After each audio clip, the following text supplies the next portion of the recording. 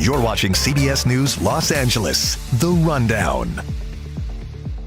Hello, I'm Amy Johnson. Here's a look at our top stories. The Supreme Court has ruled states cannot kick former President Trump off the ballot. Voters in Colorado had tried to remove Mr. Trump from their state's ballot. They argued Trump violated the insurrectionist clause in the Constitution's 14th Amendment, but Supreme Court unanimously ruled only Congress can decide how and when this constitutional provision is implemented. You cannot take somebody out of a race. The voters can take the person out of the race very quickly, but a court shouldn't be doing that, and the Supreme Court saw that very well. Still ahead at 3, we're going to have a live report outside the Supreme Court and an interview with a legal expert about the implications of today's rulings. Well, today is the last day of early voting in the primary election. Voters in 15 states will cast their ballots in the Republican presidential primary. Kcal News reporter Danya Backus has the latest from the campaign trails. Hello, Texas! Nikki Haley urged voters in Texas to go to the polls on Super Tuesday. We don't anoint kings in America. We have elections. And Texans deserve the right to be able to vote. Haley made history Sunday, becoming the first woman to win any Republican primary when she bested former President Trump in Washington, D.C.'s contest. The choice comes down to this.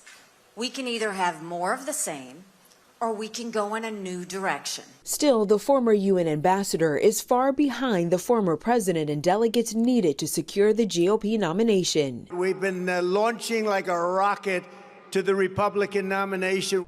California is one of 15 states voting on Super Tuesday. Tomorrow's contest will award more than a third of delegates in the race, meaning Trump can all but lock up the nomination with a big night. He is already looking ahead to a rematch with President Biden in November. The poll numbers are very good. We're beating President Biden in almost every poll. The former president says Biden is trying to use the courts to beat him, but says that's backfired. The polls show that I'm much more popular than I was before weaponization. Danya Backus, CBS News, Los Angeles.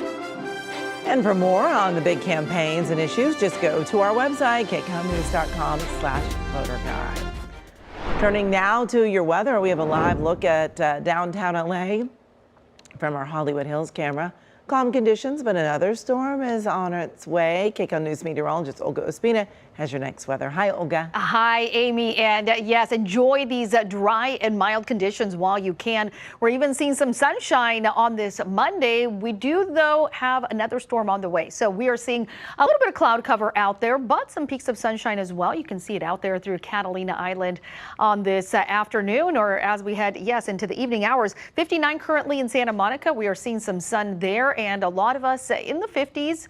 We're looking at 56 in Lancaster, 57 degrees in Palmdale, upper 50s at LAX, and low 60s already moving in for Van Nuys into Woodland Hills, 65 in Simi Valley. Plenty of 60s out through Orange County, including Irvine into Laguna Hills, and through the Inland Empire. You are also feeling 50s and 60s today, 45 degrees in Big Bear City.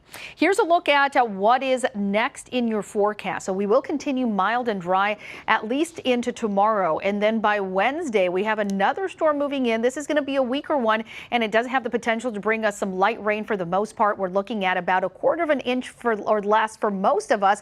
We could get a little more than that for some of our foothills and mountains. Also, some mountain snow in the forecast. To early Thursday is a possibility, but then things are drying out.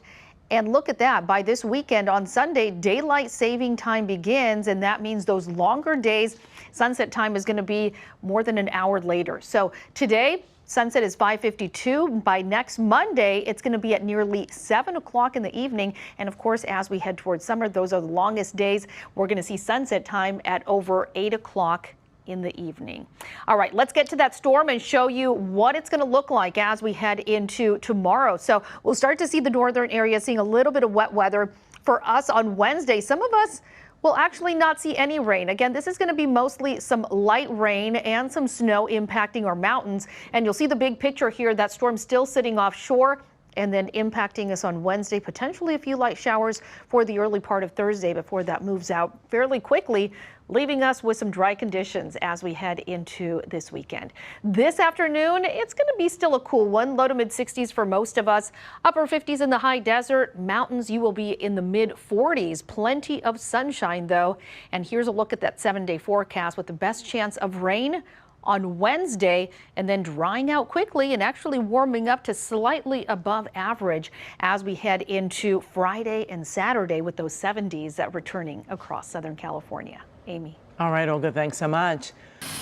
Governor Gavin Newsom has deployed the California National Guard to Texas. The Lone Star State is battling the largest wildfire in its history. Channel Islands-based Airlift Wing unit will conduct air operations with the C-130J aircraft until the 18th of this month.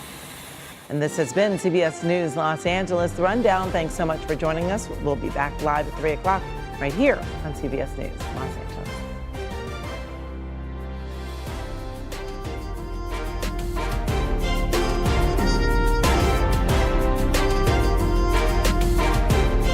CBS News Los Angeles, your local news, streaming wherever, whenever.